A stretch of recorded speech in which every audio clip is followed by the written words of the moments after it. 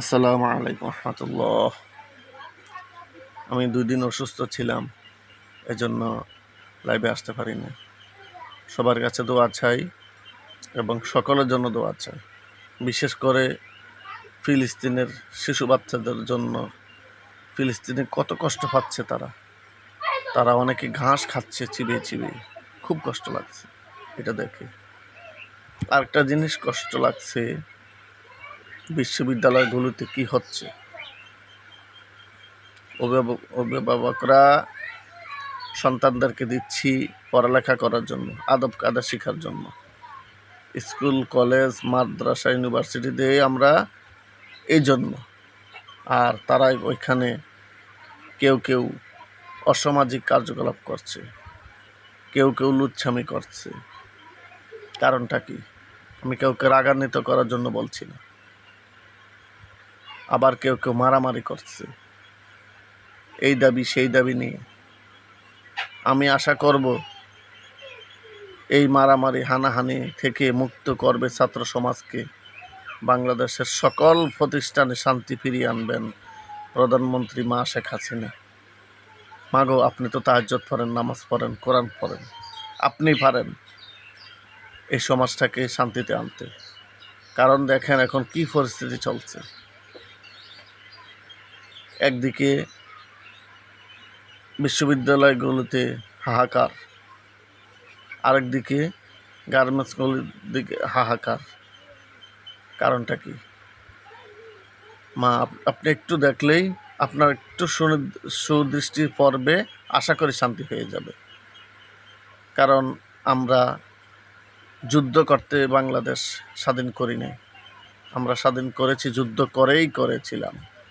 আমাদের এই বাংলাদেশ আর যুদ্ধ চাই না, শান্তি চাই। মাগো, আপনার কাছে আবদার, একটু শান্তি ফিরিয়ে দিবেন।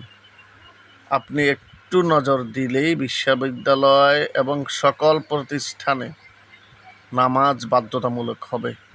নামাজ বাধ্যতামূলক হলে, পর্দা বাধ্যতামূলক হলে ইনশাআল্লাহ একটা বিশ্ববিদ্যালয়েও কেউ লুচ্ছামি করতে পারবে না। আমি কোনো দলের নাম বলছি না, যে কোনো দলের হোক সে, হ্যাঁ, সকল দলের ছাত্রছাত্রীরা ওইখানে থাকে। বিএনপিরও আছে, আওয়ামী লীগেরও আছে, ইসলামী আন্দোলনেরও আছে, জামায়াত ইসলামেরও আছে, যত জাতীয় পার্টিরও আছে, যত দল আছে সকল দলের ছাত্রছাত্রীরা ওখানে পড়ালেখা করতে গেছে। কিন্তু এটা কেন হচ্ছে? এগুলি কেউ লুচ্ছামি করছে, কেউ মারামারি করছে, কেউ প্রভাব বিস্তার করছে। মা হাসিনা, আপনি একটু সুনির্দিষ্টি দেন, ইনশাআল্লাহ আশা করি বিশ্ববিদ্যালয়গুলিতে নামাজ বাধ্যতামূলক হবে, পর্দা বাধ্যতামূলক হবে, সন্ত্রাস রাহাজানি আর হবে না, লুচ্ছামি আর হবে না। আর সারা পৃথিবীর সকলকে বলছি, অনেকে নগ্ন ভিডিও করছেন। কারণটা কি? আপনারা টিকটক করুন, ইসলামী টিকটক করুন, মানুষের কল্যাণের টিকটক করুন। আপনার থেকে 10 জনের শিখে যেন ভালো হয়, আপনি এটা করবেন। আপনি খারাপ কেন করবেন? হ্যাঁ, আপনি কয়দিন বাঁচবেন? কত বছর বাঁচবেন আপনি? বেশি দিন বাঁচার জন্য এই দুনিয়া নয়। দুনিয়ার 1000 বছরে, আখেরাতের মাত্র 1 দিন। তাহলে দুনিয়ার 80 বছরে, আখেরাতের মাত্র 1 মিনিট। আমি আর আপনি কতটুকু বাঁচি? হ্যাঁ, একটু ভাবতে হবে। আর নগ্নতা নয়, আর নগ্নতা নয়। আপনি যখন অসুখে পড়বেন তখন বুঝে আসবে অসহায়ত্বটা কি জিনিস। কবর জালে আপনি বুঝতে পারবেন যে আপনার পাশে কেউ নাই, একমাত্র থাকবে আল্লাহ।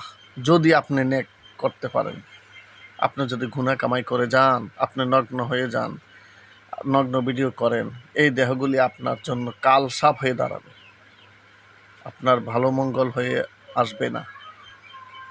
আপনার আমলনামা আসবে বাম হাতে যদি আপনি অমানুষী করেন।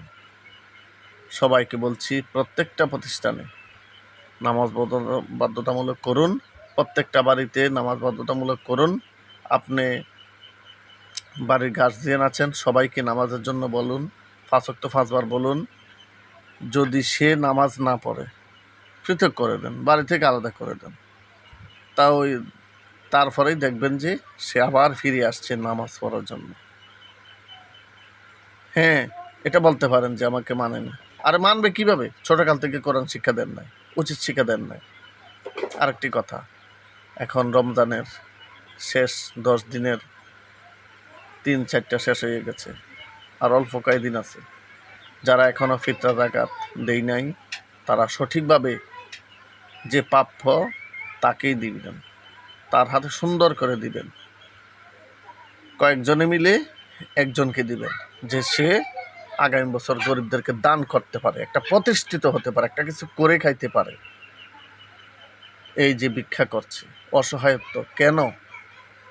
অনেকেই আমরা ভিক্ষুকদেরকে দেখে অ্যাঙ্কার করছি, আরে এগুলো খাসিলত এই সেই। আরে আপনি তাকে তদন্ত করুন, একটা গরিব দেখেছেন, তাকে তদন্ত করুন, তদন্ত করে দেখুন, আপনি নিজ হাতে একটা কিছু করে দেন, বাস, তাহলে তো হয়ে যায়। আসসালামু আলাইকুম রহমতুল্লাহ। সবাই ভালো থাকুন। বিশ্ববিদ্যালয় এবং যে কোনো প্রতিষ্ঠানে মারামারি হানাহানি এটা কাম্য নয়। একটু শান্ত হয়ে যান সবাই। আসসালামু আলাইকুম রহমতুল্লাহ। সবাইকে শেয়ার করে দিবেন।